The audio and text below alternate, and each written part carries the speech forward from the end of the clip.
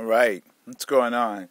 So, here's the next little piece I'm going to talk about around increasing your speed and your vertical. And even with weight loss, it can be applicable, but it's a whole nother ball game. So that's another kind of mindset. But the t-shirt today is success happens 5 minutes at a time. I love one of my main theories in life is if you can do something in 300 seconds, if something is meant to be done, you can do it in 300 seconds. So 5 minutes. 5 minutes is a big magic thing. You know, if you can do something and you can get it started in 5 minutes, you're on your way. So ATP, I'm still staying with ATP theme here for a little longer. ATP is miniature explosions. They're tiny explosions that happen within the cell. So when you understand those tiny explosions are already happening in the cell, then your goal as the owner of this vehicle is to be able to maximize those tiny explosions, okay, within that ATP chemical reaction. And every time you have a tiny explosion like that, it's a release of energy. So, release of energy, release of energy. So, basically, your goal is to learn how to harness that. Okay? It's like you put it in a spring and then it explodes back out.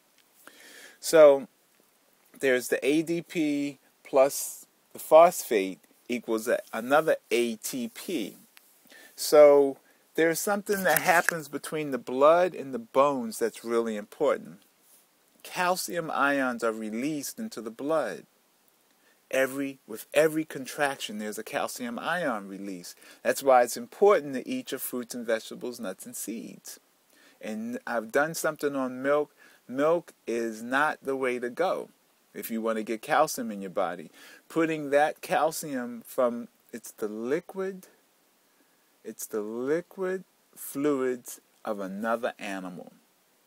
That's what milk is. Liquid fluid of another animal into your body. And that includes whey, and that also includes milk. Any form of milk is not necessarily good for you to get the calcium in your body. Those products block the calcium from being created in your body. So, anyway, every contraction that pulls on the bone creates calcium ions. Those calcium ions begin to fire inside your muscle. That's where the tiny explosions happen. And remember, I talked about the myofibril tissues, which are really important to developing the strength without mass. Okay? So everything we eat, everything that we breathe, turns into ATP. So becoming a little more conscious of what you're eating and how you're breathing can also help you increase your speed and your vertical. There's something called the Krebs cycle, which I won't get into, but basically that's a slow burn. It's how your body burns the energy and converts it basically into ATP. It's really basic body chemistry, really. Because you have a chemical reaction that's taking place in your body. That chemical reaction that's taking place in your body allows for your body to have the energy that you need so that when you hit that ground, you can explode off of it. And all of this happens like in a nanosecond, okay? It's quick stuff. It isn't drawn out. It's super, super fast. All right, so inside your body, you have muscle fibers. All those muscle fibers have to be conditioned to fire in order, A, B, C, D, E, F, G. If they're not conditioned to fire in order, then basically, if they miss a ladder or miss a step, you're not going to get the results that you want. So part of your training is learning how to train the muscle units to fire in the correct order. Okay? Now, all of your muscles have 5 walls of fascia around it. And that's why I talk about the feet so much, is because a lot of us have feet that are bound up. They basically, our feet are in prison because of the fascia and the 3 arches haven't been released in the feet. And so those five walls of fascia around the tissue.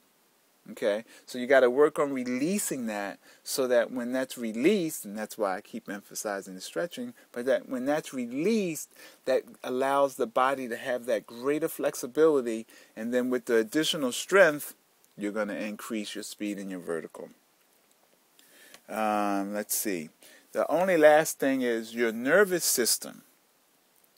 Understand that you also are conditioning your nervous system, and that runs straight down your spinal column, goes out through these little teeny axons into the cortex and back down. So part of your conditioning is being able to condition this nervous system, which is inherent in all of us to do.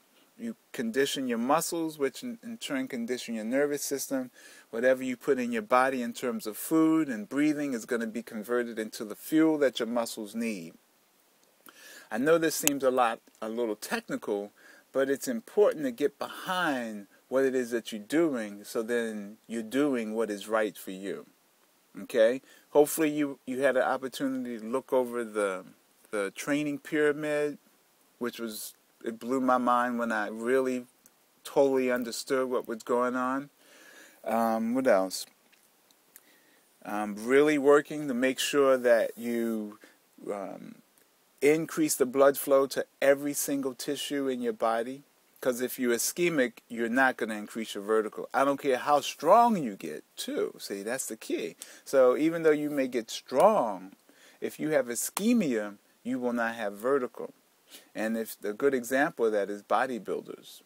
So I'm going to check out, just understand that you have inside your body already tiny explosions.